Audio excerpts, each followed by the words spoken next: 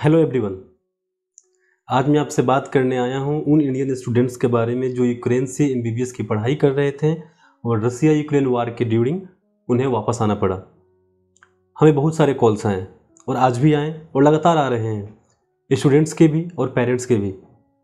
जो पेरेंट्स थे उन्होंने अपना एक ग्रुप बना रखा है अलग अलग यूनिवर्सिटीज़ के इंडियन स्टूडेंट्स के, और सबका एक ही कंसर्न है कि ऑनलाइन क्लासेस चल रही हैं, क्रुक का एग्ज़ाम भी होने वाला है और हम वापस कब जाएंगे यूक्रेन, जल्दी ही जाएंगे।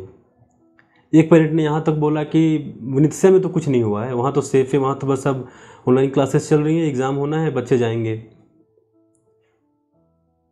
अलग अलग लोग, अलग अलग बातें, अलग अलग क्वेश्चंस सबके हैं, सबके मन में।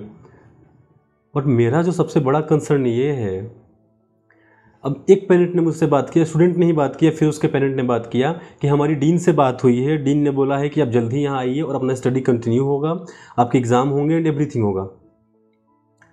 किसी ने डीन की तरफ से बोला, किसी ने यूनिवर्सिटी की तरफ से बोला।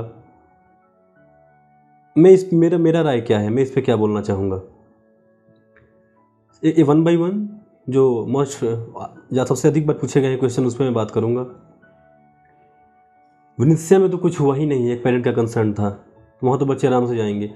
तो ये तो वही बात हो गई कि दिल्ली पे अटैक हुआ है, बिहार में तो हुआ नहीं है, हरियाणा में तो हुआ नहीं है, उत्तर प्रदेश में तो हुआ नहीं है। अटैक किसी स्टेट पे नहीं होता है, अटैक कंट्री पे होता है, और कोई एक स्टेट सफ़र नहीं करता है, पूरा कंट्री सफ़र करता है। तो किसी का ये मानना कि इस सिटी में तो कुछ नहीं हुआ है, उस सिटी में कुछ नहीं हुआ है, कितनी गलत सोच है कि अटैक पूरे की पूरे कंट्री पे होता है। ऐसा सुना है आपने कहीं कि कश्मीर पे अटैक किया है पाकिस्तान ने, अरे दिल्ली वाले बोलेगा हमें क्या है, वो तो कश्मीर पे हुआ है, हम तो सेफ हैं।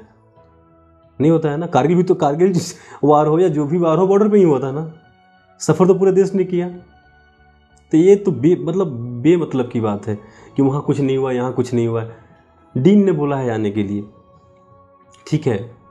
लास्ट टाइम क्या हुआ, लास्ट टाइम इंडियन एम्बेसी ने एडवाइजरी समय रहते जारी कर दिया था, ठीक है, विथ टाइम, कि आप चले आइए इंडिया वापस, वार का सिचुएशन हो सकता है।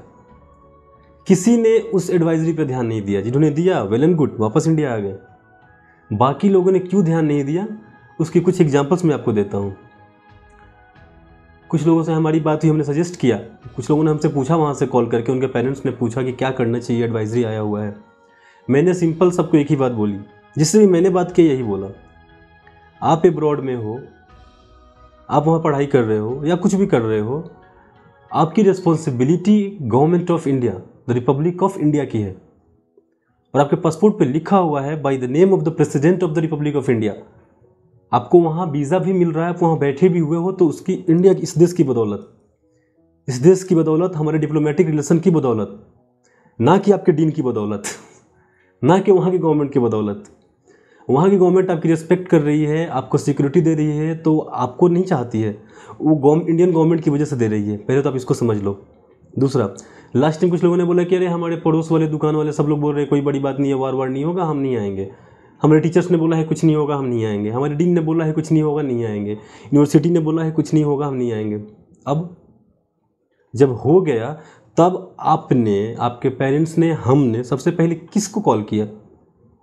एक्सटर्नल अफेयर्स को, एम्बेसीज को। वो लोग हालांकि बहुत परेशान होकर वापस ले आए, उसके बाद भी उन्हें बहुत कुछ सुनना पड़ा कि उन्होंने हेल्प नहीं किया।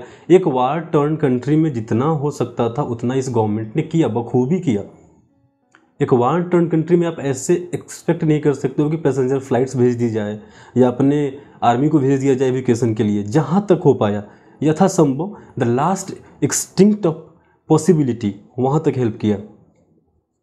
आज आप फिर वही गलती दोहराना चाह रहे हैं। डीन ने बोला है, टीचर ने बोला है, ऑनलाइन हो जाएगा। उस शहर में तो कुछ हुआ ही नहीं है। वार स्टार्ट होने के बाद तो कुछ स्टूडेंट्स ने बोला है सर हमारे यहाँ कुछ नहीं हुआ, तो बॉर्डर पे हो रहा है, हम नहीं आएंगे। फिर जब वहाँ स्टार्ट हुआ तो वहाँ से भागे, फिर उन्हीं का फ़ोन आ रहा है कि सर कैसे भी करके बस में जगह दिलवा दीजिए, जगह नहीं है। पेरेंट्स का फ़ोन आ रहा है, सर जितना पैसा लेना है ले लीजिए, जगह दिलवा दीजिए। पैसे की बात ही नहीं है यहाँ पे, हमारे बच्चे की सेफ्टी की बात है। एक गलती तब पहले की, वहाँ पे जब बिलीव नहीं किया, अब दोबारा आप वही गलती कर रहे हैं कि डीन ने बोला है, टीचर ने बोला है। अरे वो कंट्री हो चुकी है ख़त्म, रेवेन्यू हो गई है ख़त्म। दया पे कोई कंट्री कितने दिन चलता है? अभी जो उसको मिल रहा है उसको बोलते हैं सहानुभूति, कि चलो कमज़ोर को मजबूत मार रहा है तो सारे लोग सपोर्ट में आ जाते हैं कमज़ोर के। ये तो वेल नोन एग्जाम्पल है। कितने दिन जब तक वार चल रहा है, वार खत्म हुआ सारा सपोर्ट खत्म। फिर डीन ने क्या बोला, किसने क्या बोला, इससे कोई फ़र्क नहीं पड़ता है। डीन आपको बुलाया, आप वहाँ चले जाओ, ठीक है। फिर अगर फंसोगे तो किसको कॉल करोगे? डीन आपको छोड़ने आएगा? डीन आया छोड़ने के लिए? अभी आप आए इंडिया, डीन आया छोड़ने के लिए आपको एयरपोर्ट पे? किसका बिलीव करो? डीन की वैल्यू कब तक है? जब तक आप इस यूनिवर्सिटी के स्टूडेंट हो, उसका अथॉरिटी उस यूनिवर्सिटी में चलता है, बस उस यूनिवर्सिटी के गेट के अंदर। और वार में तो वो भी नहीं चलता है। नॉर्मल सिचुएशंस में उसकी अथॉरिटी है कॉलेज के ऊपर है, बस कॉलेज के बाहर चलने वाली सड़क पे भी उसकी अथॉरिटी नहीं है। वो प्रेसिडेंट नहीं है ना, वो एक डीन है, नॉर्मल टीचर है। आपको बाहर जाना है, बिल्कुल जाइए, बिल्कुल जाइए। जिस सिटी में कुछ नहीं है वहाँ जाइए, जहाँ इच्छा हो जाइए। किसके कहने पे जाइएगा?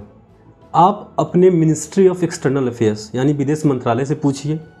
आप वहाँ मौजूद अपनी एम्बेसी अगर ऑपरेशनल है तो उससे पूछिए, हॉटलाइन नंबर से। बिना एक्सटर्नल अफेयर्स के परमिशन के, बिना एम्बेसी से सुझाव लिए, बिना इनके कहे, बिना हमारी गवर्नमेंट के कहे अगर आप वहाँ जाते हैं और फंसते हैं या कुछ भी गलत होता है तो आप किस बेसिस पे एम्बेसी को या हमारी गवर्नमेंट को रिस्पॉन्सिबल बोलेंगे कि ये जिम्मेवार है? आपको कोई हक नहीं होगा बोलने का, जबकि आप वहाँ जा ही रहे हो इस बदौलत कि आप इस देश के नागरिक हो, पासपोर्ट होल्डर हो। पासपोर्ट के फर्स्ट पेज पे पढ़िएगा क्या लिखा हुआ है, कवर ओपन करते ही, by the name of the president of the republic of India, Bharat गणराज्य के राष्ट्रपति के नाम पे आपको किसी भी जिसके पास पासपोर्ट होल्डर है उसको आने जाने की अनुमति दी जा रही है और सपोर्ट की कामना की जाती है, ठीक है। तो बिल्कुल भी ऐसी गलती ना करें। पूरा का पूरा Ukraine, most of the Ukraine ख़त्म हो चुका है। सड़कें और इमारत दोबारा बनने में कई साल लगेंगे, कई साल लगेंगे, ठीक है। अब उस कंट्री में आप पढ़ने जाना चाहते हैं क्योंकि आपके डीन ने बोला है। इससे बड़ा और इससे गलत डिसीजन और कुछ नहीं हो सकता है। जब तक यूक्रेन की इमारतें दोबारा खड़ी नहीं हो जाएं, यूक्रेन दोबारा से यूक्रेन ना हो जाए, वहाँ जाने का सोचना भी गुनाह है। और अगर आप सोच रहे हैं तो please ministry of external affair से पहले पूछिए, उसके बाद अपने एम्बेसी से पूछिए। कल को आप किसको रिस्पॉन्सिबल ठहराओगे? खुद को? रीज़न तो होना चाहिए। फिर भी अगर आपके मन में कोई भी डाउट है इससे रिलेटेड, यूक्रेन जाने से रिलेटेड, मेरे से कुछ भी डाउट है, आप हमें ईमेल करें, क्योंकि नंबर्स ऑफ कॉल बहुत ज़्यादा आ रहे हैं। अब हमें कॉल भी कर सकते हैं हमारे टोल फ्री नंबर पे। रिस्पॉन्स टाइम 1 to 2 मिनट चल रहा है, बिकॉज नंबर ऑफ कॉल्स ज़्यादा हैं। हम तुरंत जैसे ही पॉसिबल होगा आपको हम कॉल बैक करेंगे, या अगर हमारा कोई भी एग्जीक्यूटिव, कोई भी काउंसलर फ्री रहा तो आपसे बात करेगा ज़रूर। We are available here 10 to 6 Monday to Saturday for you. आप हमके सारे डाउट्स का आंसर करेंगे और आपको वही सुझाव देंगे जो हमारी समझ में आपके लिए सबसे बेहतर होगा। अभी के लिए तो यूक्रेन जाना, सोचना सबसे बड़ी बेवकूफ़ी है। किसी दलील के बेसिस पे, चाहे किसी ने बोला हो, आप उस सिटी में कुछ हुआ हो या ना हुआ हो, बेबुनियाद बातों को लेके बिल्कुल नहीं। क्योंकि एक कंट्री ना किसी डीन को जानता है, ना किसी सिटी को जानता है। War is a war and no one is responsible in a war torn situation. So we all have to be responsible for our self. हमें अपनी जिम्मेवारी खुद लेनी होगी और हमें सोच समझ के एक एक कदम उठाना होगा। Thank you so much.